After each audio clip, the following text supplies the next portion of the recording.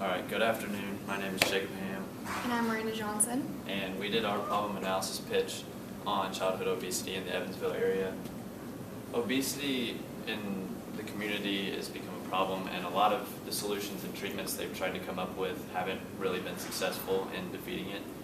And in our community in Indiana, 30% of youth are obese when they get to adulthood, and that will cause raised medical costs because they're searching for treatments, they're searching for solutions, so they have to raise the medical costs to try to find those.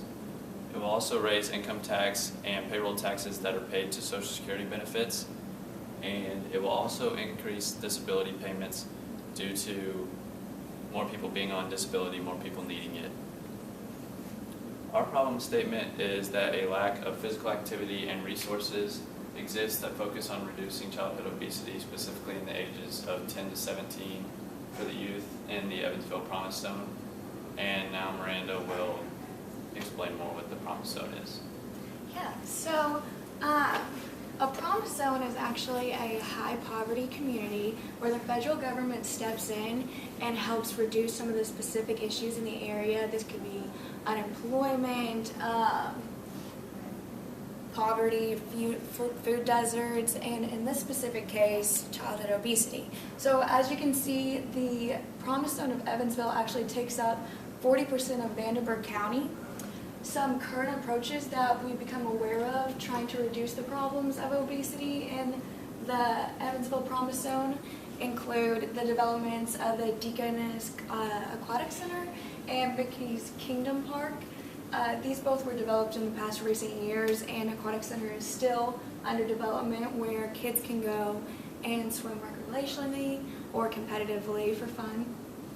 Another huge program that we became aware of was the HEROES program for Evansville schools.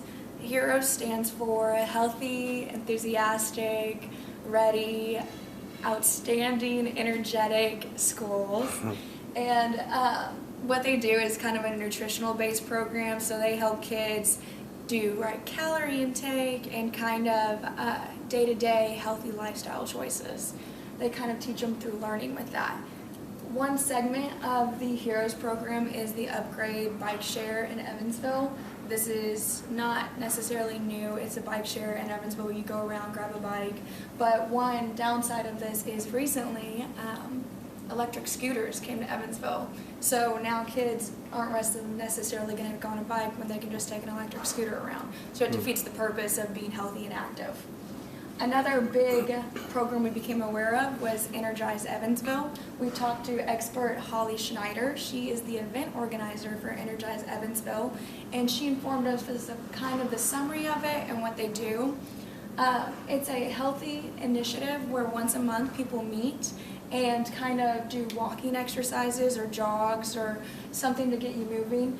Most of it attracts adults. There's not many youth, and there's definitely not many youth ages 10 to 17 that go there. So our solution that we came up with was Peers for a Promise.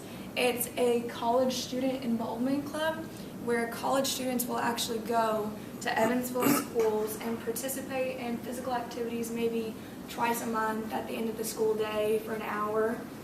We think this is the best solution because kids in the Promise Zone have few access to transportation options after school. So this means that their parents may not have a car, or they may not be able to afford the bus to take it to go to the aquatic center or other physical activity options that are in town. We also think this is a great idea because 72% of high school students do not attend PE classes. It is not required or mandatory in Evansville for students to go to a PE class. And similar success has happened with other programs that are kind of related to it. Big Brothers Big Sisters is a similar program where kids go in, mentors go in for about maybe once or twice a month, and they talk about troubled teens, and they work with them for an hour to discuss solutions on how you can better your mental health. Another is Peers Project, where they go in once or twice a month, and you actually talk about sex education, drugs, and peer pressure. So if both of these attract and can help mental health and social health, we think that Peers for a Promise is a great way to go into schools once or twice a month for an hour and work on your physical health. And that is all we have. All right.